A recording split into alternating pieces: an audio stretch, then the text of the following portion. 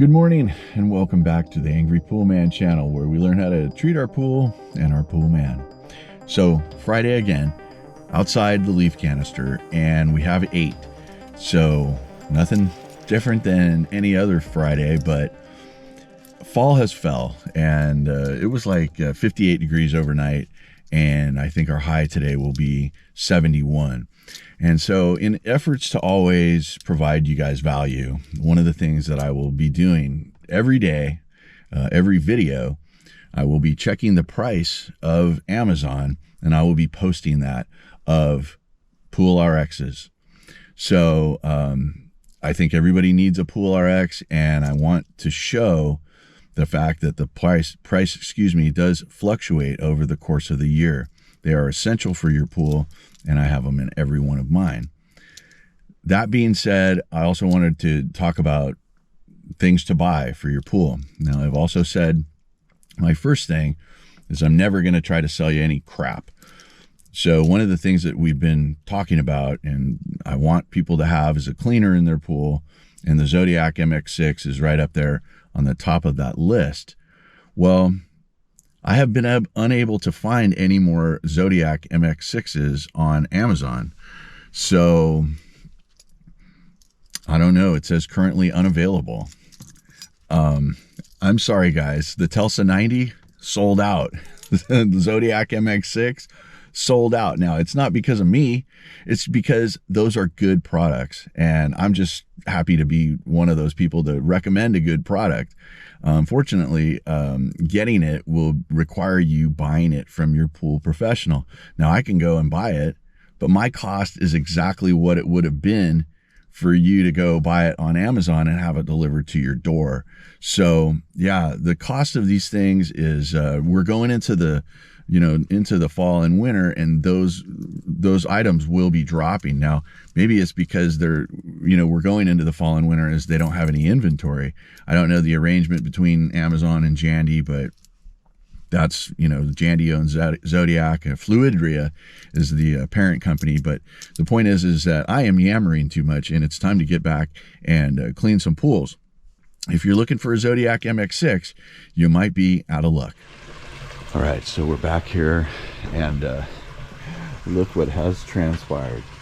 Maybe this thing will be getting put into the garage, or maybe into the dock box.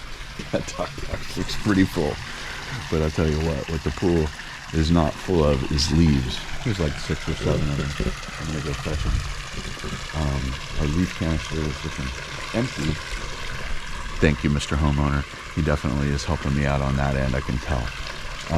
Yeah, so I'm gonna nab what I get, but let's first take our chems. Here are our chemicals, and obviously we have a nice, just a perfect amount of chlorine. pH that's creeping up, alkalinity and cyanuric are both good. So, like yesterday's video, how well do you know your customers?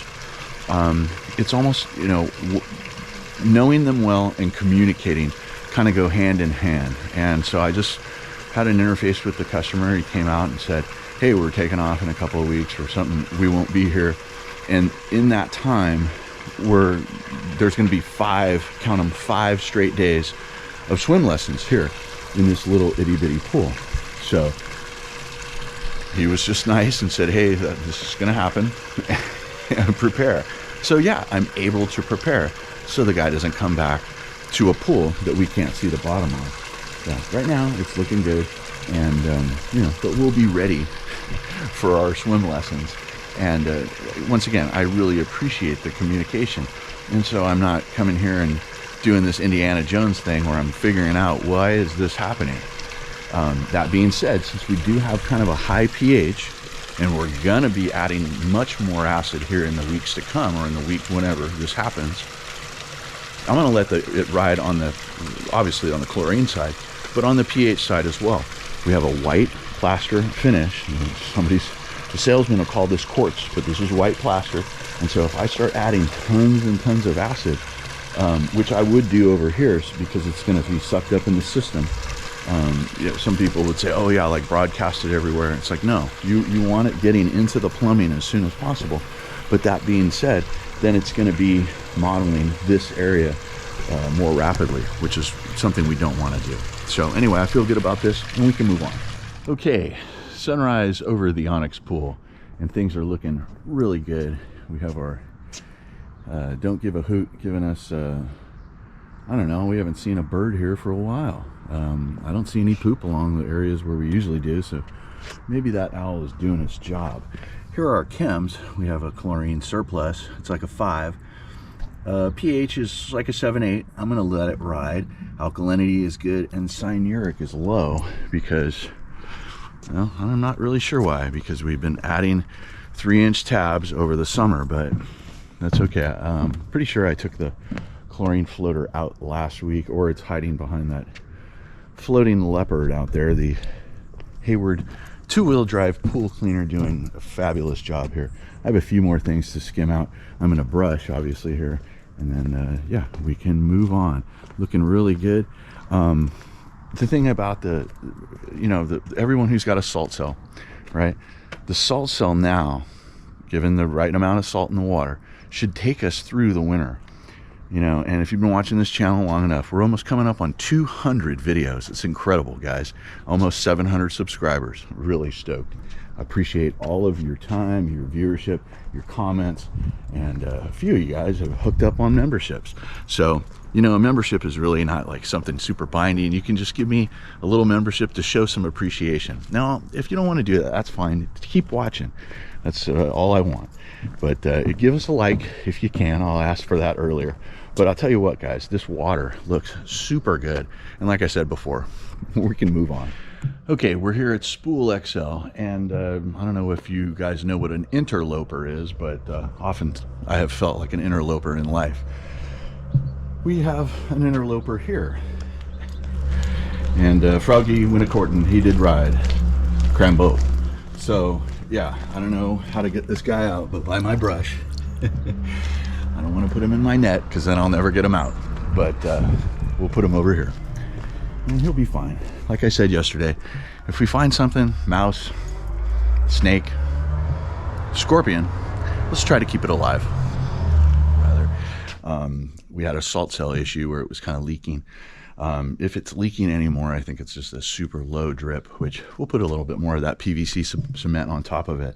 If not, then we'll actually just looked up the part to replace the whole cap, and it's like $100 on Amazon. So let's try to avoid those large stupid charges. So anyway, yeah, the pool looks great. Oh, here's the chems. This is the issue. I did a salt cell clean here last week, and look, we, you know, dumped all our acid into the pool. Okay, so our pH is like a 6.8. That's really, really low. Now, I'm not worried about it here because we're pebble. If this was a white plaster pool, I would be putting some soda ash in to raise the pH, because we don't want that white plaster to be modeling, but we don't have to worry about that here. We can move on. Okay, so we're here at the Great Wall, and things look great. The water looks awesome. I absolutely love this pool. Adult pools are my favorite. That being said, we put in kind of a different hose this week. We took out the Zodiac, the rigid hose, and we put in this kind of more flexible, considerably cheaper.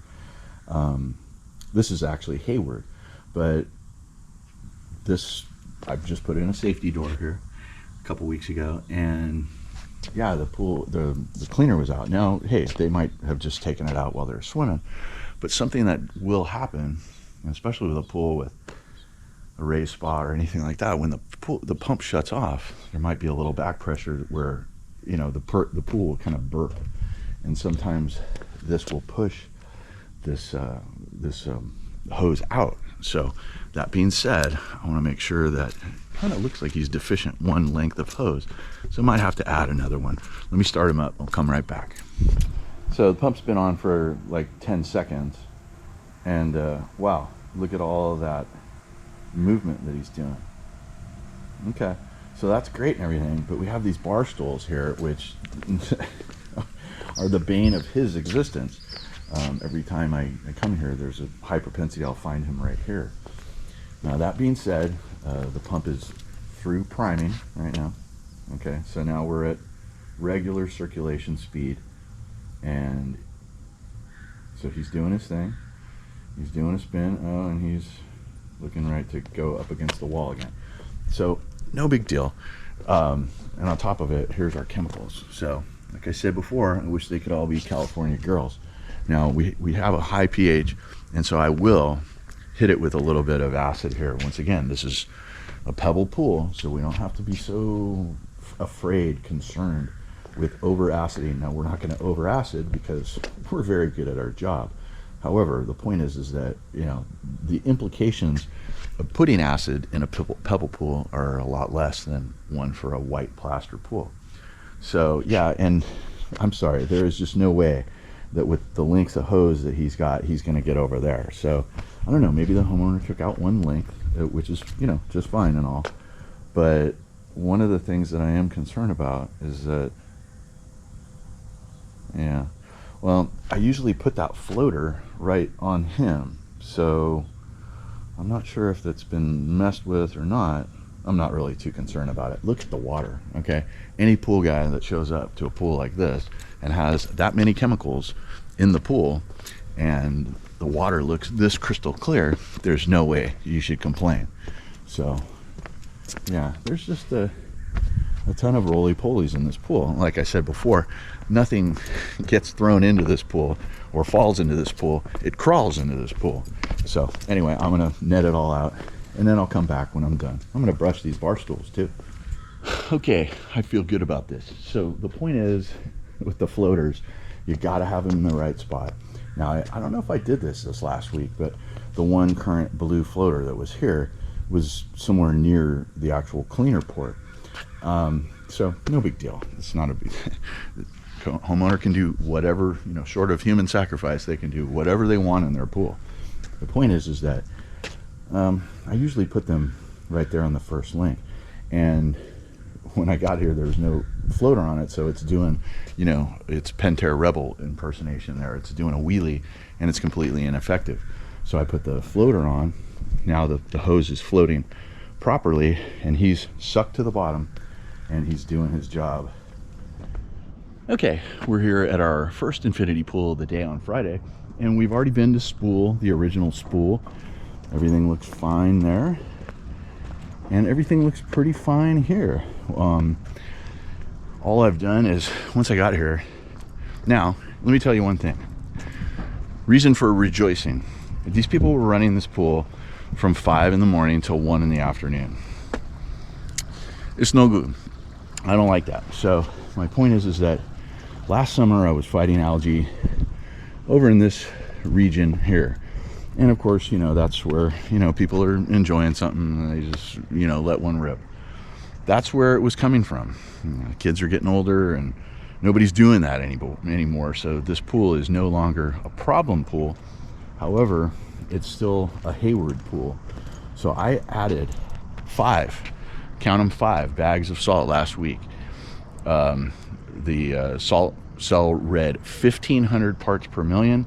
My meter actually read almost 2,100 parts per million. I added 5 bags last week and it reads 2,200 parts per million. Good times, Hayward, thank you. But either way, the water looks super awesome. The Pentair Rebel wasn't working, and so kind of in these Hayward systems, I do go lock to lock on the valve, and then once again, he's miraculously working. Pentair Rebel, he's always working when I get here. So some Pentair Rebels are like Gary's pool. He says, hey, it doesn't work 2-3 days after you're here, and that's not the pool guy's fault. That's the cleaner's fault. So anyway, he's working. We're cleaned up and chemmed up. All I did was add a tab to the floater, just to make sure that we're keeping our cyanuric up. We had like a 3 on the chlorine, but I also feel like there's going to be some usage this weekend. Anyway, we can move on. Okay, we have arrived at Fancy Pants, and Fancy Pants is looking sweet. It should. It's a brand new pool with a cleaner and me as a pool guy. It should look absolutely fabulous. So yeah, did you guys ever hear of that show? BBC comedy back in the I don't know, late 80s, early 90s. Absolutely fabulous. Also, check out The Young Ones. Yeah, I love British humor. So anyway, my point is that look at the water. It's just mountain stream status here. And our Pentair Rebel, he is just reveling around like we should. Now, one place over here is where our little bugs hide, over here in this area. So every week I'm gonna make sure I get all of this whatever yuts that's in there. The spa looks awesome. No scorpions. But if you remember about this pool, we have our Pantera IntelliChem system, and this water's looking kind of on the low side, but I'll check the pool feeder. But yeah, anyway, so we have this IntelliChem system, and for the chlorine feeder, the hose was ripped. So I go to good old SCP down the street from me, and they sold me the wrong ones, like I showed you last week. They're too long. So I go in there to buy and swap them out. Oh, sorry, did you want me to special order that for you? It's like, yeah, dude. Anyway, SCP, they absolutely suck. They're my wholesaler, and that's why I drive all the way to Vista to get the things that I need to do.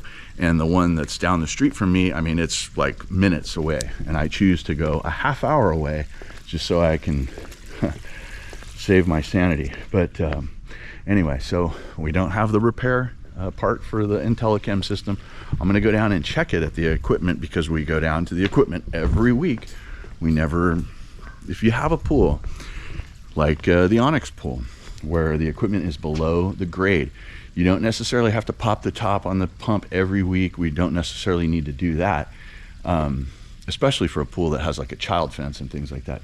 But we want to go down there every week and make sure that there's no leaks or, you know, anything that's glaring that we need to pay attention to. I'll come back when I'm done. Okay, last stop of the day. We're here at our second infinity pool on Friday. And of course we have our MX6 here, and look at him. You know, I'm never gonna recommend you build a rectangular pool. Don't like it. They have dead spots. 1, 2, 3, 4, many dead spots, especially right here. Oftentimes I get here and our good old gardeners have just been, you know, blowing stuff right in here. Yeah, our gardeners, we love those guys. So anyway, there's a lot of jasmine here. Not a good choice to have next to your spa. That being said, look at that. Our Zodiac MX6 got in the corner, right? I love it. Cannot believe that they are unavailable on Amazon anymore. I don't know. I didn't have anything to do with that, or did I? I'll come back when I'm done. Okay, I was just interfacing with the homeowner and hadn't seen him in a while, so it was very nice to see him. And here's our chems. We have plenty of chlorine. pH, I'm gonna hit it with a little bit of acid, maybe 1/3 of a gallon. But yeah, look at this pool. It's looking so good. Our Zodiac MX6 is just doing a bang up job. Like I said, he's over there in the area of the dead man zone. Usually some cleaners never come back. I'm gonna hit the pool with a little bit of acid, maybe 1/3 of a gallon. But guys, if you got anything out of this, give me a like, subscribe if you haven't done so, and comment if you got something to say. I'm the original swimming pool fiduciary working for you guys out here in the field. I'm the Angry Pool Man. Guys, be excellent to each other, and I'll see you on the next video.